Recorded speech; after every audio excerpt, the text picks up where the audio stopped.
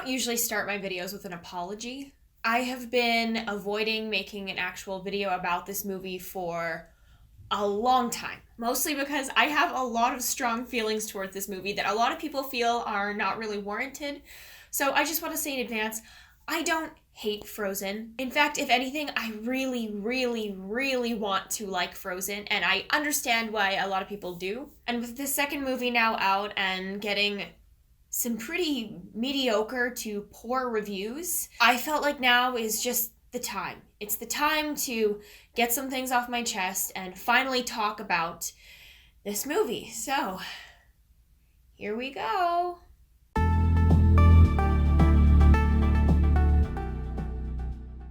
Disney's Frozen was released in 2013 and is directed by Chris Buck and Jennifer Lee. It tells the story of sisters Anna and Elsa. After Queen Elsa's secret powers are revealed on her coronation day, she exiles herself, throwing the kingdom into a permanent winter, leaving it up to Anna to retrieve her sister and restore the frozen kingdom. So I knew that for my December Screen Spectrum review, I wanted to do something that I actually had an opinion on that I could talk about for a while. And the problem is, a lot of Christmas movies, straight up Christmas movies, are just so inoffensive and harmless. And also, it didn't seem fair to do something like The Muppets Christmas Carol, because my feelings on that aren't mixed at all. I just love it, and it would just be a video of me talking about how great it is at every minute. I wanted something a little harder.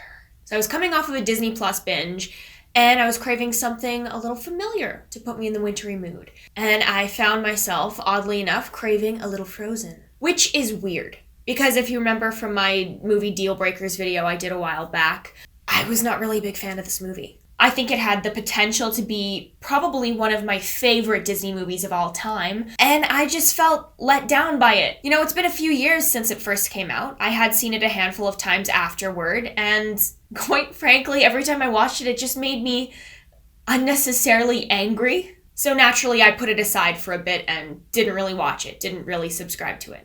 Well, those days are done, my friends. I'm ready. I'm older, wiser now. It's been a few years, and maybe back then when I first saw it, I'd been expecting too much. Maybe I was in a weird place, and, maybe I've changed. So, all these years later, how does Frozen hold up on the screen spectrum? Let's talk about story.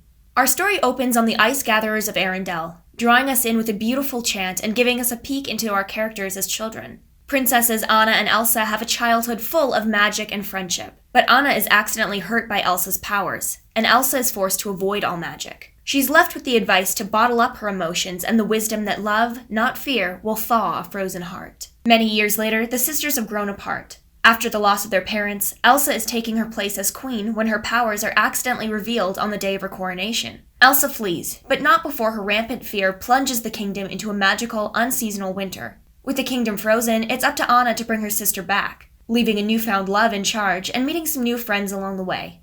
Anna's prying eventually lands her in trouble with Elsa's powers again, this time piercing her heart. Anna's mountain guide Kristoff helps her work out that true love is a sure way to break the enchantment before it's too late. But when time runs out and loyalties are questioned, it turns out the love of family was all either sister needed.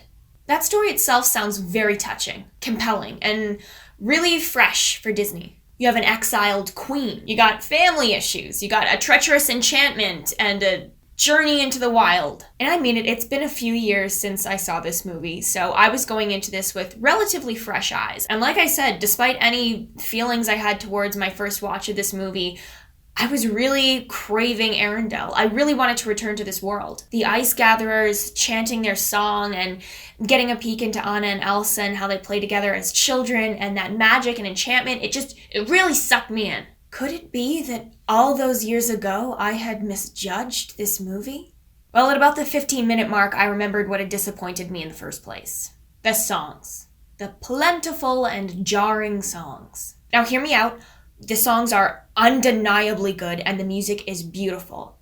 Also, I adore a Disney musical. But where most Disney musicals care to break up the story with songs, in an effort to make a movie chock full of future Disney sing-alongs, pacing of the actual plot is really sacrificed here. It's horrible.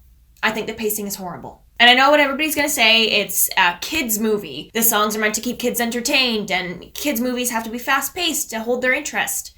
I call bullshit. I have seen way too many made-for-kids things that took care with story while keeping things energized and interesting for the little ones. It's why so many Disney classics hold up. Everyone can enjoy it. And quite frankly, the argument that you can't have a well-paced movie that also keeps things entertaining and lively for the kids is insulting. Look at Mulan. Look at the movie that was released only a few years before Frozen, Tangled. Both of these movies use their musical moments to express big emotional turns, or show the characters reflecting on something internal. Even in filler songs, something important to the story is revealed and propels the plot forward. In Frozen, many songs are one after the other with little downtime in between to adjust to a new emotional beat. Some songs even bring onward momentum to a screeching halt. I never really felt like I was getting enough time to settle into a new scene. Obviously, I'm not saying to axe the songs. Just don't be afraid to have moments in between to let the weight of a moment settle in. And to do the important musical thing of letting a moment build. Don't just start the biggest number in your musical with a music video swoop in and the first notes abruptly starting. And I am not too proud to admit that Let It Go has absolutely, on multiple occasions, made me sing cry in my car. It's a bop. I just wish it hadn't felt so rushed. I wish it came after a moment with Elsa on the mountain. Maybe looking back, catching her breath, letting the weight of what she's done sink in and realizing how alone she finally is. Alone in her element. Maybe that's what prompts that feeling of freedom that builds so much until she has no choice but to express it in song. But no, we gotta make time for that rock song. We can't build to Let It Go. Time is of the essence. Unless your heart's slowly freezing. Then we got all the time in the world to do a little ditty with rocks. I feel like I've talked a lot about my problem of pacing, so I'm just going to motor on through my next point ruthlessly. The twist ending was stupid and obvious, and here's why. I wonder why she's marrying her true love already. Even for Disney, that's fast. Romance is usually a huge part of the story. Wow, he agreed to be in charge suspiciously quick. I wonder why the main love interest isn't coming along for the adventure. Wonder why this other guy is getting so much screen time. Wonder why Anna and the other guy have so much saucy banter. I wonder if Kristoff is the love interest. But then what would be the point of Hans? Oh, it's a setup. I am genuinely shocked that adults were genuinely shocked by this. I feel like I'm living in some crazy alternate Twilight Zone reality where I can see something that no one else can. I feel like I'm the only one as well that complains about this ending and the tie-up being so twisty-turny weird. If the end twist was that sister love was the true love answer, then why even have a fake-out villain? That's already a pretty good twist. I think they should have just gone straight into making us think that Kristoff was the answer to the problem and then do the big sister reveal. But instead we get this kind of convoluted, Hans is my true love. Nope. It's Kristoff. Nope. It's my sister. Disney, you had a great idea. You had a few great ideas. Some break the mold ideas. Shockingly. I think that Frozen and Game of Thrones have something in common, with both having great ideas and either rushing or completely botching the execution. And I know a lot of people said that this movie was the next Lion King. Reviews said that. People love this movie. Do you love this movie? I hope you're still watching. But whatever, I know that a lot of people don't agree. And I know that your 6-year-old niece isn't going to come up to you and complain about the pacing in her Disney movie with pretty dresses, and it's got, to its credit, a pretty good baby's first twist ending. If you're still with me, let's move on to characters. Okay, switching gears. The characters are actually pretty good. They introduce some complexity to known Disney archetypes, and they're all pretty enjoyable. Anna and Elsa are mirrors of each other. Anna is open, Elsa is closed off. Anna is joy, Elsa is discipline. The story, no matter how unsuccessful I feel it was, is about their broken relationship. And in that, it's really easy to see their bond. I wish we would have spent more time with Elsa because she could have been a really great character to explore further. You see Elsa strong, confident, and powerful, yet vulnerable and afraid too. I think that's a great character for both kids and adults to see, that you can be both. Anna is a likable, clumsy take on the Disney princess that points out how flawed and even gullible that classic Disney trope can be. Again, kind of a clever character for Disney to be putting out. It's hard to pick apart the other characters too much because they serve really as complements to the main characters. Olaf is a comedy relief that most kids are going to find very charming. Kristoff is the hard-working, no-nonsense foil to Anna's gullible optimism. One reason I think that the twist ending might have fooled so many people is that Disney usually puts out these love interest types that are the classic Disney prince handsome.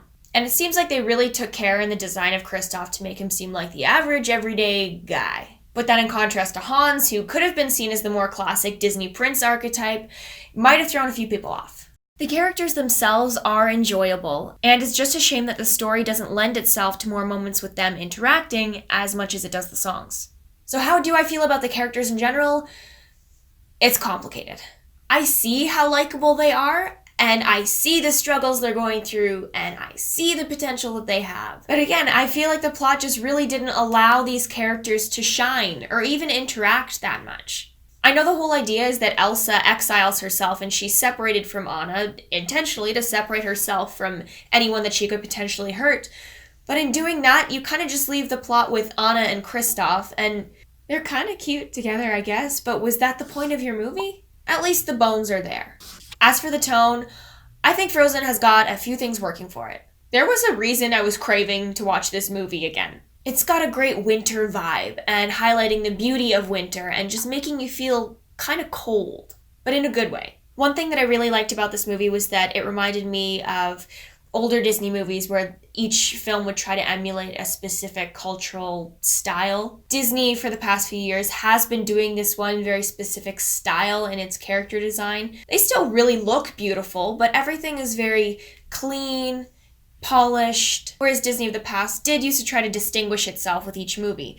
Like 101 Dalmatians looks different from Robin Hood, and Mulan looks different from Tarzan. With that being said, even though this movie really beautifully encapsulates winter and does have that specific feel of being cold and kind of festive, it's pretty much what we've seen before. But Frozen, Moana, and Tangled are all pretty much interchangeable as far as style goes, which I think is a little unfortunate. And I'm really sorry to be comparing this movie to Tangled again, but that movie had a lot of different shots. A lot of dynamic angles and close-ups and wides to highlight certain emotional moments. Even in the hard-hitting moments, nothing really feels that way in Frozen. It just made me feel like there were never any real stakes. But if they just elevated it to just a little bit more maturity, I feel like I would have felt some stakes. And honestly, I think this is why I get so fired up about this movie, because I know it's for kids. And I can't emphasize enough how much I hate the idea that in order to make something nice and good and entertaining for kids, it has to be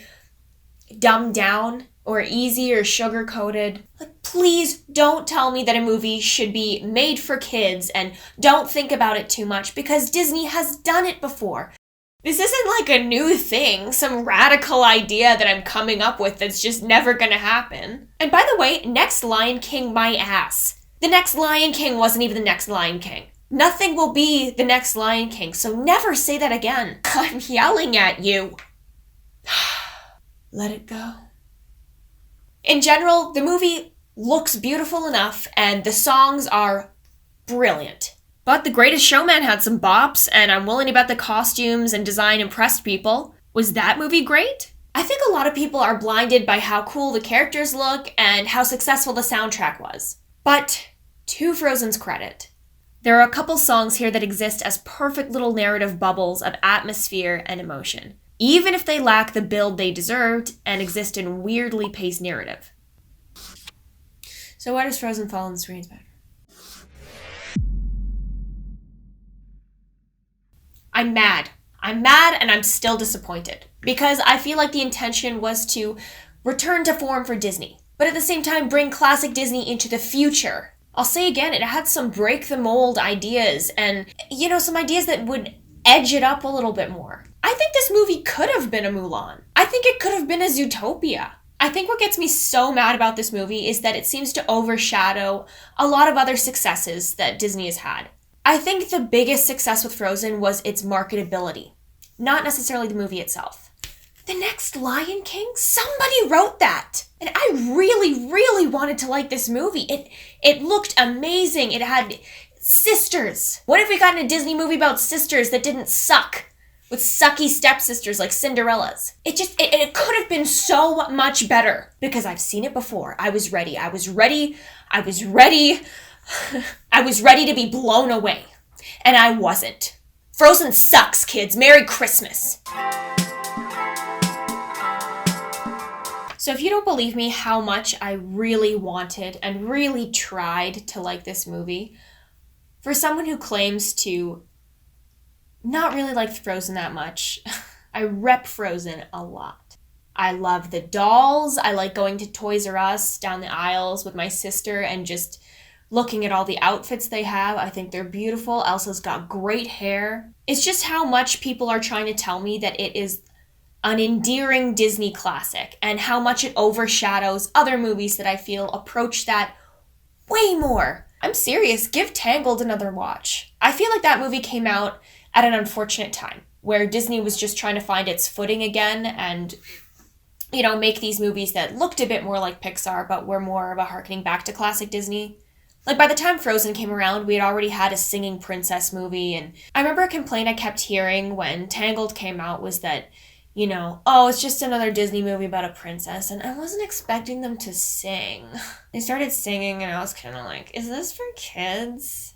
So I think Tangled really paved the way. And watching that movie again, I did like a double featured Tangled and Frozen, mostly because I watched Frozen first, and then I got angry again and I needed to pick me up. There's just so much more physical comedy. And the writing, the comedic writing is better. There's actual jokes. It's not just, you know, somebody making a really subtle joke about shoe size or saying, wait, what? It's like actual clever jokes written into the dialogue and emotional moments and princesses and pretty hair and pretty dresses. I guess what I'm trying to say with this video is that Tangled is the better movie.